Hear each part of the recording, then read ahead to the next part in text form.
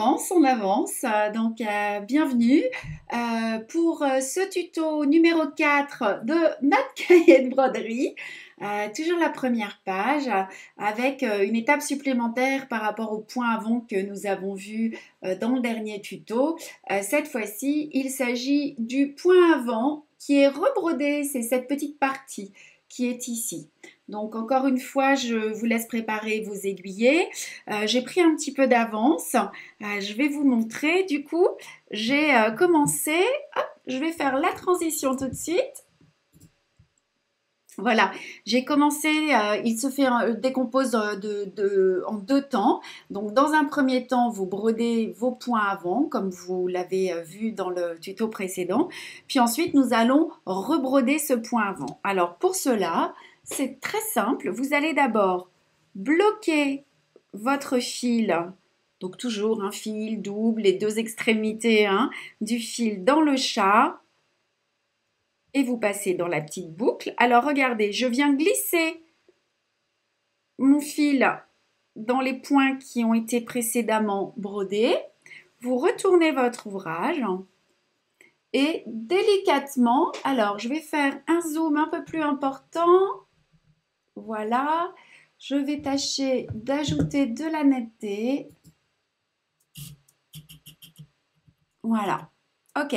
Donc vous allez sortir juste sous un des points, comme ceci.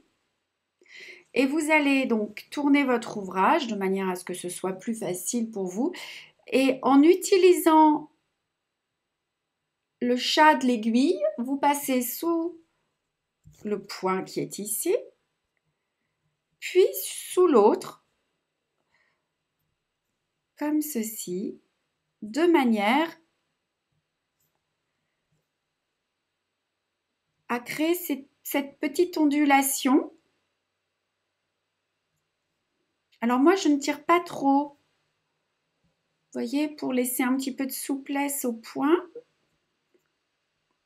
À vous de voir ce que vous préférez, toujours de la même manière, vous vous appropriez les points, vous y mettez l'attention, la douceur que vous souhaitez. On essaie toujours de passer avec le chat de l'aiguille parce qu'avec la pointe, vous risquez de piquer dans les fils. Voilà, et puis vous risquez de les endommager tout simplement.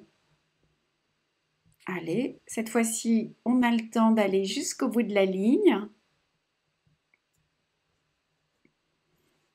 Voilà. On va passer encore sous les quelques points qu'il nous reste. Vous voyez, là, j'ai mon retour de fil qui est très proche ici. Donc, pour éviter de tirer dessus, parce que je vais avoir besoin d'un peu plus de fil, je le maintiens avec mon pouce gauche pour me donner plus de souplesse. Parce que si vous tirez dessus, eh bien, ça va tendre trop votre fil. Oh, regardez, je me suis trompée. Alors, c'est pas grave. Voilà. Je recommence. Je parle.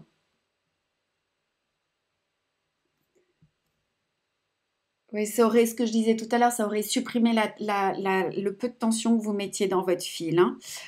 Voilà, comme ceci.